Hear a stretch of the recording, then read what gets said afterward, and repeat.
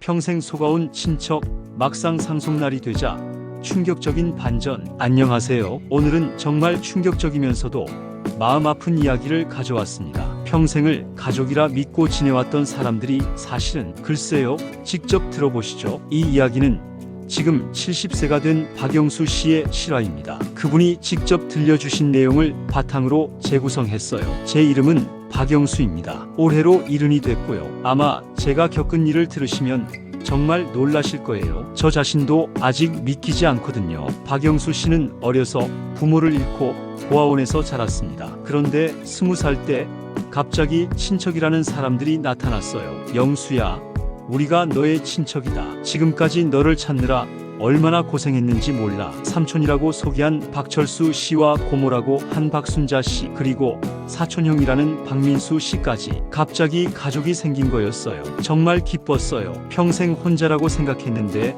갑자기 가족이 생겼으니까요. 그들이 보여준 친족관계 서류도 완벽했고 저에 대한 정보도 정확히 알고 있었거든요. 친척들은 영수 씨를 극진히 돌봤습니다. 집도 마련해주고 사업 자금도 대줬어요. 특히 삼촌 박철수 씨는 부동산업을 하며 꽤 성공한 사업가였죠. 삼촌은 저한테 항상 말했어요. 영수야, 우리가 내 가족이다. 뭐든지 어려운 일 있으면 얘기해라. 정말 친아들처럼 대해주셨어요. 시간이 흘러 영수 씨도 삼촌의 도움으로 작은 건설업체를 차렸습니다. 성실하게 일한 결과 사업이 번창했어요. 그런데 이상한 일들이 하나둘씩 일어나기 시작했어요. 삼촌이 자주 제 사업에 개입하려고 했어요. 이 계약은 내가 알아볼게. 이 땅은 내 명의로 사두자. 이런 식으로요. 가족이니까 당연하다고 생각했죠. 30년이 흘렀습니다. 영수 씨는 이제 제법 큰 건설회사의 대표가 됐어요. 자산도 50억 정도로 불어났죠. 그런데 갑자기 건강이 나빠지기 시작했어요. 췌장암 진단을 받았어요. 시간이 많지 않다고 하더라고요. 그때부터 친척들의 태도가 조금씩 이상해졌어요. 갑자기 친척들이 자주 찾아오기 시작했어요. 그리고 은근히 유언장 이야기를 꺼내더라고요. 영수야, 혹시 모르니까 유언장 미리 써두는 게 어때? 우리가 도와줄게. 삼촌, 아직 죽을 때가 아니에요. 아니다. 만약을 대비하는 거지. 너 혼자니까 우리가 다 정리해줘야지. 영수 씨는 뭔가 이상함을 느끼기 시작했어요. 그래서 몰래 사립탐정을 고용했습니다. 정말 어쩌다가 그런 생각을 했는지 모르겠어요. 그냥 뭔가 석연치 않다는 느낌이 들어서요. 그리고 2주 후 충격적인 사실이 밝혀졌습니다. 탐정이 가져온 자료를 보는 순간 머리가 하얘졌어요. 박철수, 박순자, 박민수, 이들은 전부 가짜였어요. 박철수는 실제로는 사기 전과자였고 박순자는 그의 아내, 박민수는 그들의 아들이었어요. 진짜 이름도 전부 다 거짓이었죠. 30년 전 제가 고아원을 나올 때 이들이 저를 눈여겨봤던 거예요. 부모 없는 외로운 청년을 이용해서 장기적인 사기를 친 거죠. 더 충격적인 사실이 있었어요. 이들은 영수 씨가 사업을 시작할 수 있도록 도와준 것이 아니라 처음부터 계획적으로 투자해서 키운 다음 모든 것을 차지하려고 했던 거예요. 제가 사업으로 번 돈의 상당 부분이 이미 이들 명의로 빠져나가 있었어요. 부동산도 주식도. 저는 허수아비였던 거죠. 영수 씨는 모든 사실을 알게 된 후 반격을 준비했습니다. 하지만 암 때문에 시간이 많지 않았어요. 변호사와 상의해서 모든 증거를 정리했어요. 그리고 진짜 유언장을 작성했죠. 물론 이들에게는 비밀로 했고요. 그리고 드디어 그날이 왔습니다. 영수 씨가 세상을 떠난 날이었어요. 장례식장에는 30년간 가족처럼 지낸 박철수 일가가 상주를 자처하며 앉아 있었어요. 조문객들 앞에서 눈물을 흘리며 연기를 했죠. 조카가 갑자기 세상을 떠나다니 너무 속상합니다. 그리고 장례 3일 후 유언장 공개 날이 왔습니다. 변호사 사무실에 모인 사람들. 박철수 일가는 이미 상속받을 재산을 어떻게 나눌지 계산하고 있었어요. 영수가 워낙 우리만 의지했으니까 당연히 우리가 다 받겠지. 변호사가 유언장을 펼쳤습니다. 박영수 씨의 유언을 공개하겠습니다. 그 순간 박철수 일가의 얼굴이 상기됐어요. 드디어 30년 계획이 결실을 맺는 순간이라고 생각했으니까요. 그런데 변호사가 읽기 시작한 유언장의 내용은 예상과 완전히 달랐어요. 나 박영수는 정신이 온전한 상태에서 이 유언장을 작성한다. 먼저 지난 30년간 나를 속인 박철수, 박순자, 박민수에게 말한다. 박철수 일가의 얼굴이 순간 굳어졌어요. 너희들이 가짜 친척이라는 것을 나는 이미 다 알고 있다. 너희들의 진짜 이름, 전과 기록, 그리고 나를 이용한 모든 수법들까지 증거를 남겨두었다. 변호사는 계속해서 읽어내려갔어요. 따라서 박철수 일가에게는 단 1원도 상속하지 않는다. 대신 그동안 나로부터 편취한 재산에 대해서는 민사소송과 형사고발을 동시에 진행하도록 변호사에게 위임한다. 박철수가 벌떡 일어섰어요. 이게 무슨 소리야? 우린 30년간 가족으로 지냈다고. 앉으세요. 아직 읽을 게 더 있습니다. 변호사가 박철수를 제지하고 계속 읽었어요. 그리고 나의 모든 재산은 다음과 같이 처분한다. 첫째, 나를 30년간 진심으로 보살펴준 진짜 가족에게. 그 순간 문이 열리며 한 여성이 들어왔어요. 모든 사람들이 깜짝 놀랐죠. 안녕하세요. 저는 박영수 씨의 여동생 박영희입니다. 박철수 일가는 입을 떡 벌렸어요. 영수에게 여동생이 있었다는 사실을 몰랐거든요. 사실 저희 남매는 어려서 헤어졌어요. 오빠는 고아원에, 저는 친척집에 입양되었죠. 하지만 오빠는 저를 평생 찾고 계셨고 5년 전에 드디어 만날 수 있었어요. 영희 씨가 설명을 이어갔어요. 오빠는 그 가짜 친척들 때문에 저와의 만남을 비밀로 할 수밖에 없었어요. 혹시 그들이 저까지 이용할까 봐서요. 변호사가 유언장을 계속 읽었어요. 내 여동생 박영희에게 전 재산의 70%를 상속한다. 그리고 나머지 30%는 나를 길러준 고아원에 기부한다. 박철수 일가는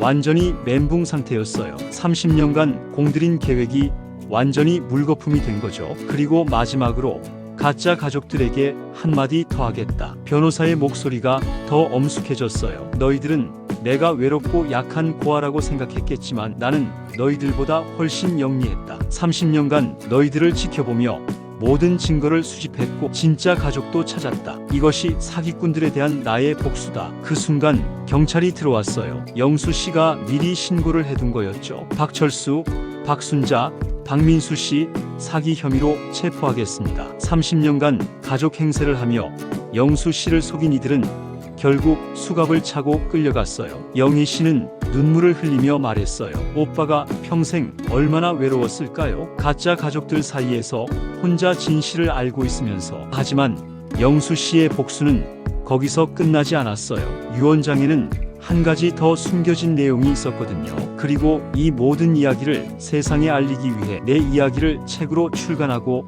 방송으로도 제작하도록 한다. 나와 같은 피해자가 더 이상 생기지 않도록. 실제로 박영수 씨의 이야기는 책으로 출간되었고 여러 방송에서도 다뤄졌어요. 그 결과 비슷한 수법의 사기 사건들이 많이 밝혀지게 됐죠. 박철수 일가는 결국 사기죄로 각각 5년에서 7년의 실형을 받았어요. 그리고 그동안 편취한 재산도 모두 돌려주게 됐고요. 영희 씨는 오빠의 유산을 받아 사회복지재단을 설립했어요. 고아들과 노인들을 돕는 일에 사용하고 있다고 해요. 오빠의 마지막 소원이 이런 비극이 반복되지 않는 것이었거든요. 이 사건은 당시 큰 화제가 되었어요. 30년간 계획적으로 한 사람을 속인 사기 사건이라니 정말 영화보다 더 극적이잖아요. 하지만 가장 인상적인 건 박영수 씨의 지혜였어요. 속고 있다는 걸 알면서도 30년간 참고 견디며 완벽한 복수를 계획한 거죠. 사실 오빠는 20년 전부터 뭔가 이상하다는 걸 눈치채고 있었대요. 하지만 확실한 증거를 잡기 위해 계속 속은 척했던 거죠. 영희 씨의 말에 따르면 영수 씨는 마지막 5년 동안은 여동생과 함께 이 계획을 세웠다고 해요. 오빠가 말했어요. 이들에게 속은 30년은 아깝지 않다. 대신 이들이 받을 벌은 30년보다 훨씬 클 테니까라고요. 정말 소름 돋는 복수극이었어요. 그런데 이 이야기에는 또 다른 반전이 있어요. 사실 박영수 씨는 최장암이 아니었어요. 그것도 가짜 친척들을 속이기 위한 연기였거든요. 오빠는 건강했어요. 하지만 시간이 촉박했죠. 나이가 들수록 이들의 압박이 심해졌거든요. 그래서 마지막 카드를 꺼낸 거예요. 박영수 씨는 가짜 진단서를 만들어 자신이 곧 죽을 것처럼 연기했어요. 그러자 가짜 친척들이 조급해하면서 본색을 드러내기 시작했죠. 그때부터 이들의 대화를 몰래 녹음하기 시작했어요. 유산을 어떻게 나눌지, 어떻게 독점할지